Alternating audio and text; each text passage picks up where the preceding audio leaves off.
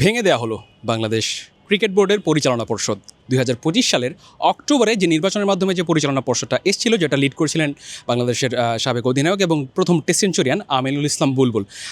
গত নির্বাচনের নানান অনিয়ম, দুর্নীতি এবং ক্ষমতার অপব্যবহারের প্রমাণ পাওয়াতে আসলে জাতীয় এনএসসি আছে যে ন্যাশনাল স্পোর্টস কাউন্সিল, তারা একটা তদন্ত কমিটি করে দিয়েছিল, স্বাধীন তদন্ত কমিটি ৫ সদস্য বিশিষ্ট।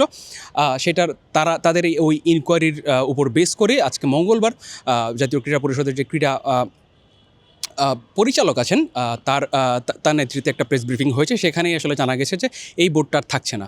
আলটিমেটলি তা থাকেও নি এবং এর সাথে 11 সদস্য বিশিষ্ট একটা অ্যাডহক কমিটি গঠন করে দিয়েছে এনএসসি, যেখানে যে নামটা সবার সামনে এসছে সেটা হচ্ছে এই আহ্বায়ক হিসেবে আছেন তামিম ইকবাল, বাংলাদেশের সাবেক অধিনায়ক, যিনি আসলে এই বিসিবির কারেন্টের চেয়ে বলা ভালো যে সাবেক বোর্ডটার এগেনস্টে তিনি সবসময় ভোকাল ছিলেন।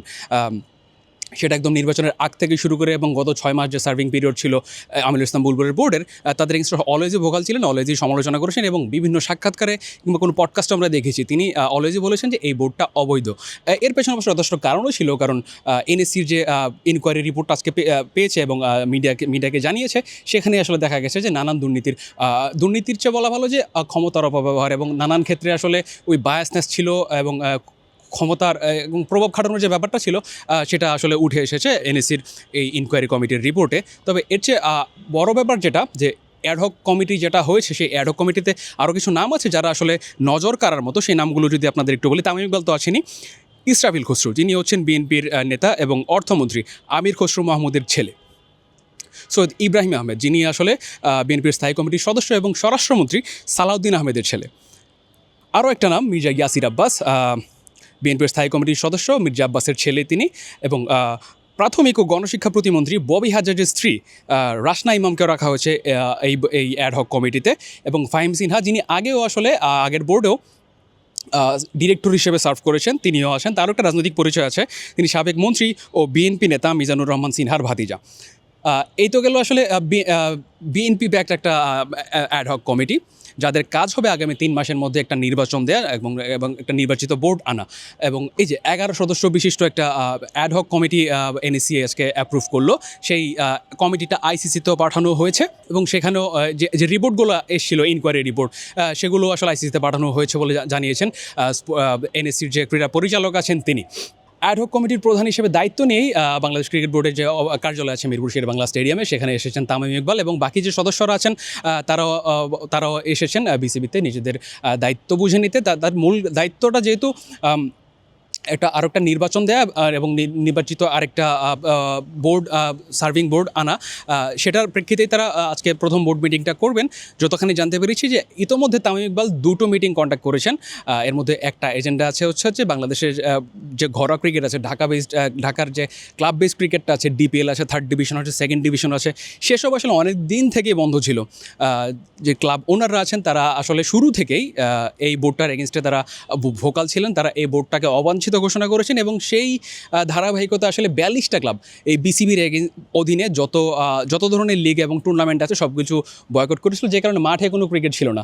2nd ডিভিশন হয়েছে কোনো রকম আসলে মানে হওয়ার জন্য আর কি, এবং 1st ডিভিশনের কথা যদি বলি মাঝপথে বন্ধ হয়ে গেছে, যেখানে 20টা দল খেলে সেখানটাতে 8 দল নিয়ে বিসিবি সেটা চালু করতে চেয়েছিল এবং করে কিছু ম্যাচ মাঠে গড়িয়েছে, কিন্তু শেষ পর্যন্ত আর সেটা কন্টিনিউ করা যায়নি। এবং 3rd ডিভিশনের কথা যদি বলি, গতকাল পর্যন্ত আসলে যে আপডেটটা ছিল যে CCDM, cricket committee of Dhaka metro বলি, যারা আসলে বাংলাদেশের ঘরোয়া ক্রিকেটটা কন্ট্রোল করে, তারা আসলে অনেক চেষ্টা করেছে যে মাঠে আসলে ক্রিকেটটা ফেরানো যায় কিনা, সেই চেষ্টায় তারা ব্যর্থ হয়েছে। এবং 3rd ডিভিশনের কথা যদি বলি, বাংলাদেশের একদম ঢাকার ক্রিকেটের একদম রুট লেভেলের খেলা যেটা, এই 3rd ডিভিশনের খেলাটা আসলে অনেক দিন থেকেই বন্ধ, এবং যেখানে আসলে 24টা দল খেলার কথা সেখানটাতে খেলতে সম্মত হয়েছে মাত্র 5টা ক্লাব।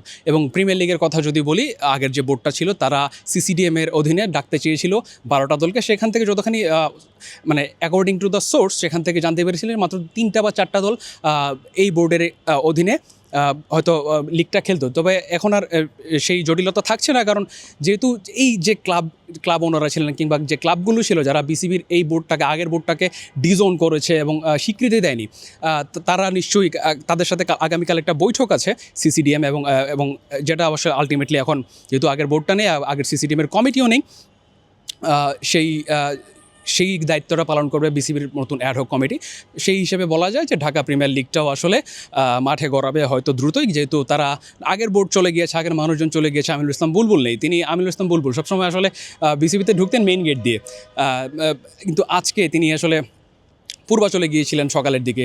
পূর্বাচলে যে জাতীয় ক্রিকেট গ্রাউন্ড আছে সেখানটার পরিস্থিতি দেখভাল করতে গিয়েছিলেন, কিন্তু সেখান থেকে স্টেডিয়ামে মিরপুরের নিজের কার্যালয়ে আসতে আসতে তিনি আসলে জানতে পারলেন যে তার বোর্ডটাই আর নেই, তার যে প্রেসিডেন্টের চেয়ারটা আছে সেটাও নেই। তিনি রিসেন্টলি একটা ইন্টারভিউতে বলেছিলেন টানা সব মিলিয়ে যখন 7 জন পরিচালক আসলে স্টেপ ডাউন করেছেন নিজেদের পদ থেকে, তারপর ওই ইন্টারভিউতে তাকে প্রশ্ন করা হয়েছিল যে যদি এরকম ডিরেক্টরের পদত্যাগ করতেই থাকে আপনি আসলে কীভাবে বোর্ড চালাবেন। তিনি বলেছিলেন I will be the last one to leave and from this post. তবে আসলে সেই সুযোগটাও বুলবুলকে দেওয়া হয়নি, তিনি চলে যেতে হয়েছে। তিনি সবসময় মেন গেট দিয়ে ঢুকতেন, তো আজকে বের হয়েছেন, তিনি গাড়ি নিয়ে বের হয়েছেন বিসিবির পেছনের গেটটা দিয়ে। সো এখনকার যে অবস্থা, বিসিবির ভবিষ্যৎ নেতৃত্ব এখন ডিপেন্ড করছে অ্যাডহক কমিটির উপরে, এবং অ্যাডহক কমিটিতে যারা আছেন অনেক ক্রীড়া সংগঠক আছেন।